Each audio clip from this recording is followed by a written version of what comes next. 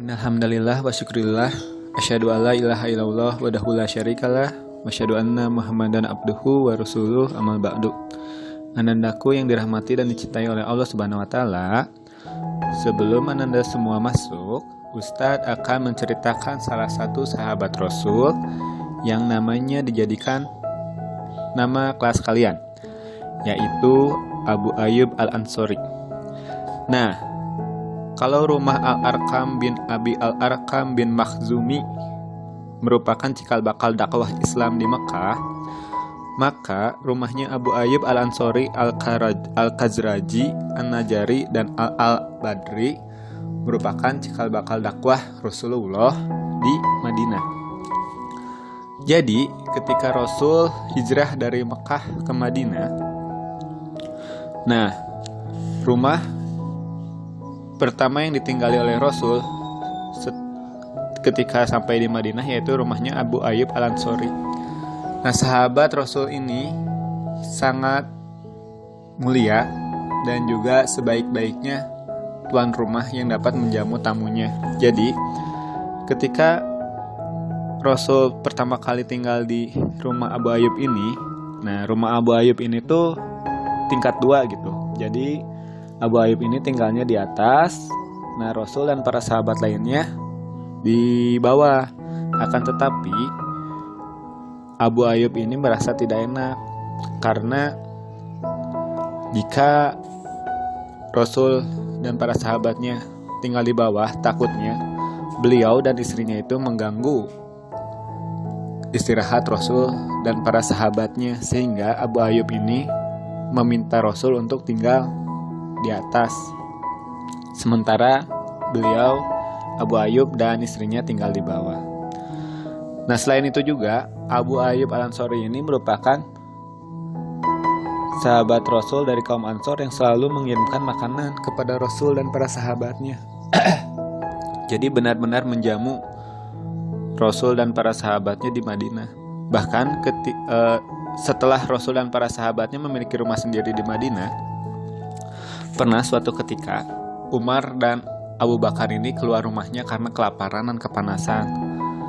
Kemudian disusul oleh Rasul yang sama keluar karena lapar dan panas. Sehingga waktu itu mereka Rasul dan Umar dan Abu Bakar ini pergi ke rumah Abu Ayyub Al-Ansori. Tetapi waktu itu Abu Ayyubnya itu sedang di kebun kurma. Nah, mendengar ada Rasul, Umar dan Abu Bakar ke rumahnya, Abu Ayyub ini langsung segera pergi dari kebunnya menuju rumah, membawa kurma rutob.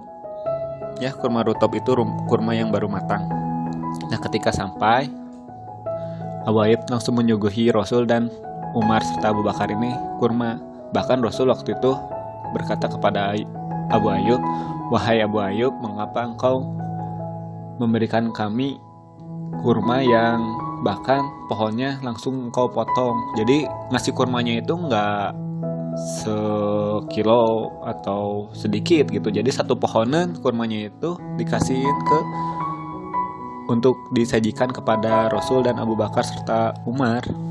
Selain memberikan kurma juga, Abu Ayyub ini langsung menyembelih kambingnya. Nah, ketika sudah memasak kambing ini, Rasul ini meminta Abu Ayyub untuk mengirimkan sepotong daging kambingnya itu kepada Fatimah. Ketika Abu Ayyub mengantarkannya daging kepada Fatimah, Rasul berucap kepada Abu Bakar dan Umar, "Beritahukan kepada Abu Ayyub untuk pergi ke rumah saya karena saya akan memberikan beliau hadiah."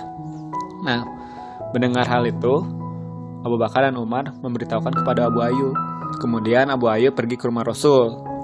Nah, sampainya di rumah Rasul, Rasul memberikan hadiahnya itu seorang budak wanita.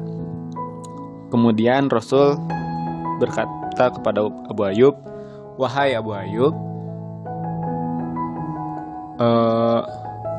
rawatlah budak ini dengan sebaik-baiknya perawatan."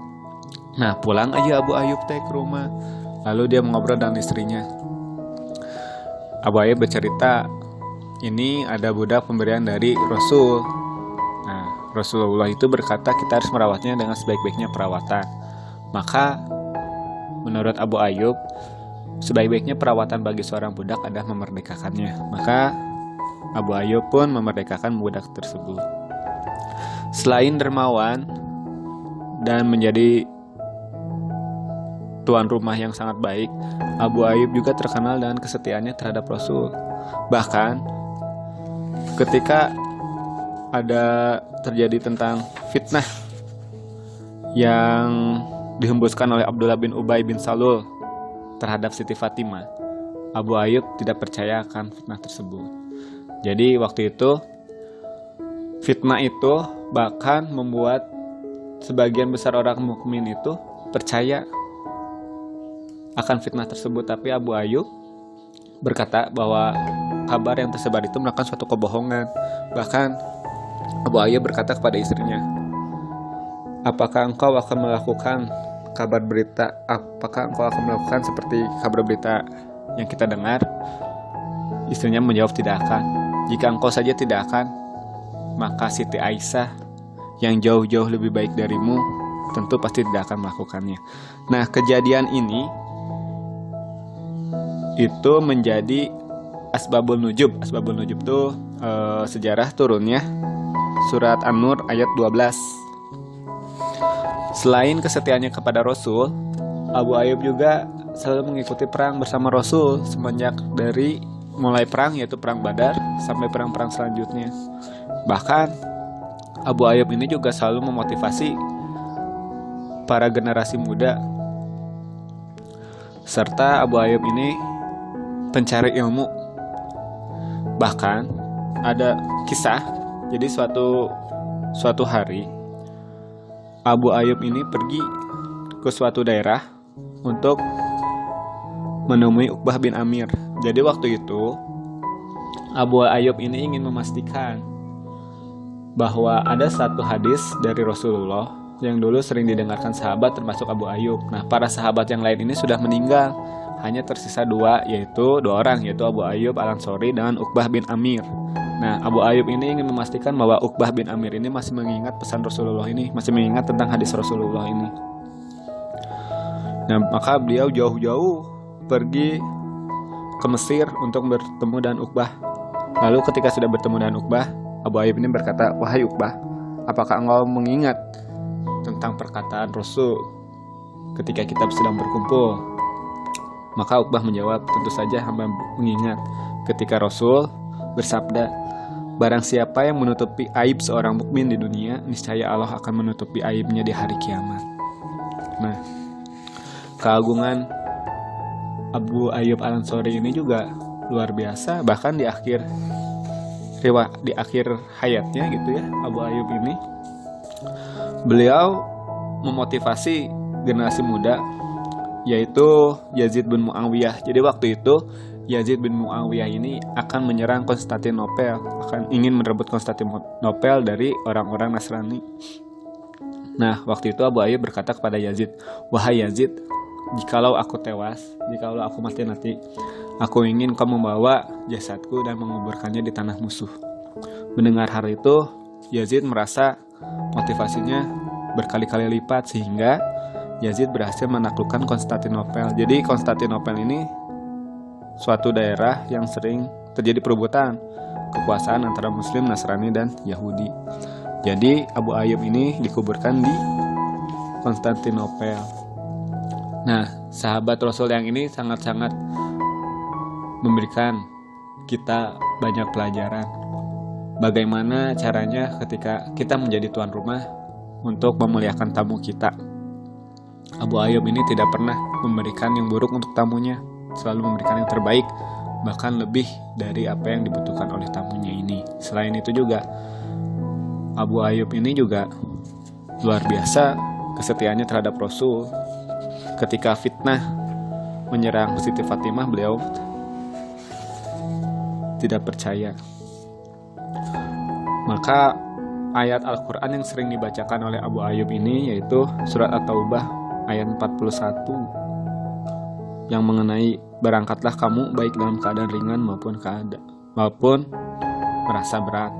Jadi ketika kita sakit atau kita sedang dalam kesusahan, tetap kita harus bisa beribadah kepada Allah sesuai dengan yang disyariatkan kepada Allah. Jadi kalau udah waktunya datang sholat, ya sholat, walaupun kita sedang kesulitan, sedang sakit, atau sedang kehausan, atau sedang ketiduran, harus tetap bangun langsung sholat. Begitu kisah Abu Ayyub Al-Ansori yang bisa Ustadz jelaskan kepada kalian. Insya Allah kalau sudah bertemu nanti Ustadz ceritakan kisah sahabat-sahabat yang lain. Assalamualaikum warahmatullahi